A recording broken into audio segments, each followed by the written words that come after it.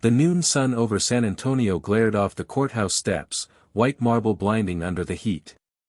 Layla Carter, 25, black, slim, dressed in a cropped black top and slacks, walked out clutching a brown case file marked Federal Oversight. She barely made it down 2 steps when a voice split the quiet. "Hey! You people don't belong past that gate." Sergeant Dean Walker's words cut through the air before his fist did. The punch landed across her cheek, snapping her sideways, scattering her documents like fallen verdicts. For a second, the world froze, the slap of paper, the gasp of onlookers, Layla's breath catching with the copper taste of blood. Then came the crack of a gunshot. Walker screamed, clutching his leg. Agents in dark suits closed in, shouting, "FBI! Drop it!" Cameras turned. Layla straightened slowly, eyes blazing, the corner of her lip bleeding but steady. She whispered, just loud enough for the microphones to catch, "Now you know who's really watching." The crowd scattered as sirens screamed closer. Layla's face throbbed, the bruise rising beneath her eye, but she refused to move when an officer barked, "Stay where you are, miss, this area's restricted." Mississippi. Not agent. Not even ma'am. Just another girl in their way. Walker writhed on the ground, cursing through clenched teeth. "She attacked me. Check her bag."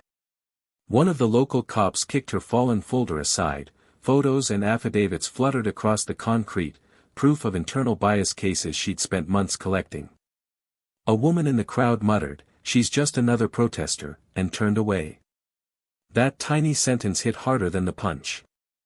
Layla knelt, gathering each page with shaking hands, a smear of blood staining the corner of one report. She looked up at the officers forming a wall between her and the courthouse steps, men she was supposed to be investigating. Her jaw tightened.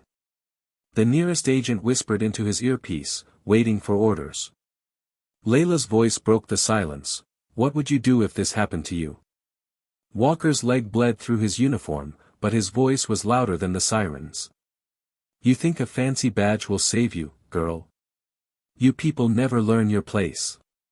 Reporters shoved forward, their cameras catching every frame of her trembling face. Layla's ID lay in a puddle, stepped on, bent. She reached for it slowly, her fingers brushing the metal clip of the small necklace around her neck, the one she never took off. The one no one knew was transmitting everything.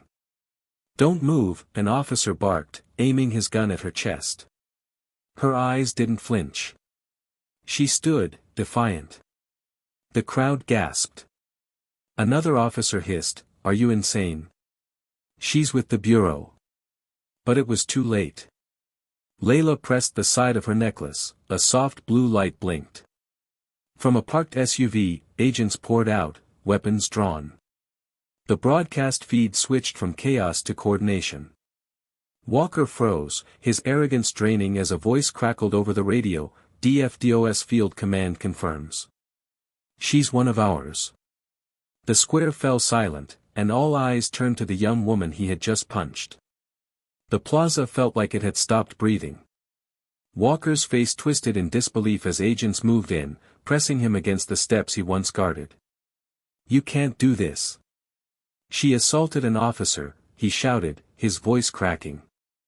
Layla didn't answer. She stepped closer, holding up her real badge, the gold crest catching the sunlight. "Special Agent Layla Carter, DFDOS Unit.